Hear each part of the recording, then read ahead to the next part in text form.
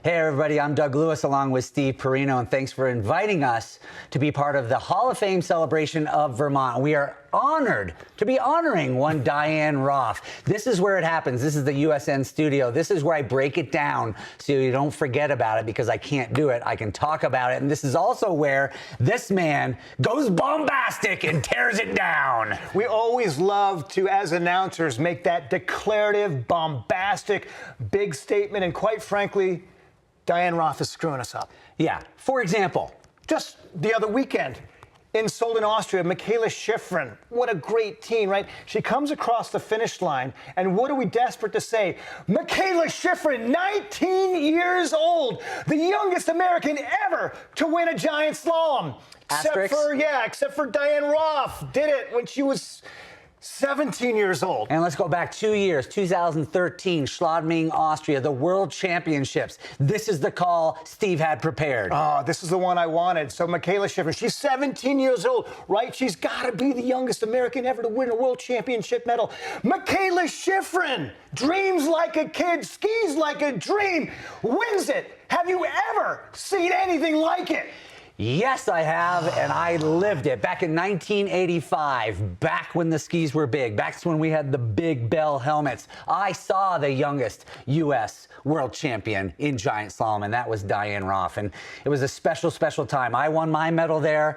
I was still probably buzzing from the champagne, and I got to go up to Santa Catarina, and I had lunch with Diann Roffe, Eva Tordokens, and Debbie Armstrong between runs. And I don't know who was leading who, but I was up there and I was just loving it. I was done with my race and it was a little stressful in there. No one was talking. I had never been between runs. I didn't do between runs. I was a downhiller, right? And there was Debbie Armstrong, freaked out. There was Tordokens, a little freaked out. But the 17-year-old Roffe, we were just chatting it up. She didn't know what she was doing, and she won. It was an incredible, incredible day. I'll never forget it. And you know who else was freaked out? All of us back at Burke. There's a man on the other side of this camera, also went to Burke at that time. His name is Scott Lyons. We had a time trial prior to the World Championships. Diann Roffe beats all the guys that end up on the U.S. ski team. To this day, Scott Lyons still thinks it was rigged.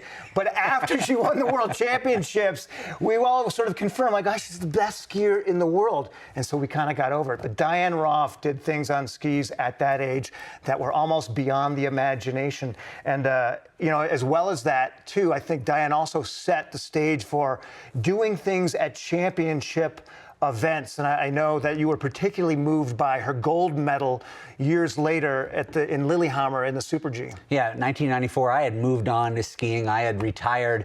And just last year, I got to spend some time right here at this desk with Diann, and she told me about 1994. And I'll let you guys hear it from her, either up on stage tonight or maybe one-on-one. But the gist of it is she wasn't having the season of her career. She was less than a year out of her knee surgery, and nothing was going well, but the Olympics were coming up, and she had not qualified and went down to that last race.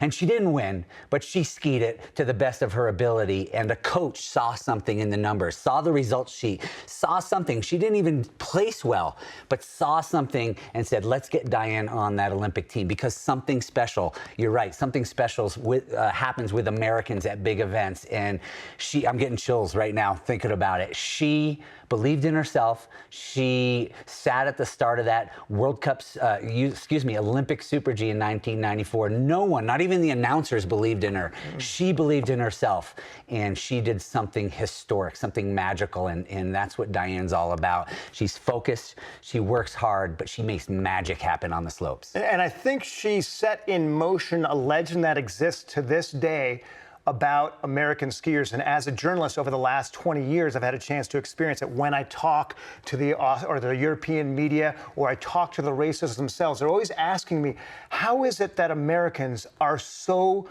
good in championship events? They are feared in those events in a way no other team is to this day.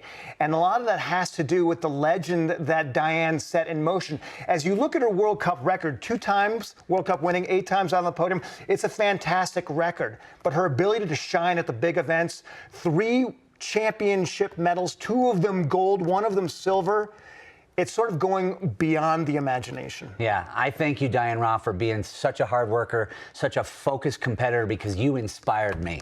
Yeah, and doing it really from the island of Vermont and upstate New York. I mean, there were no forerunners. And I would say thanks to Diann Roffe, the path that many young skiers are on now was largely cut by Diann. So congratulations, Diann. Have a big night.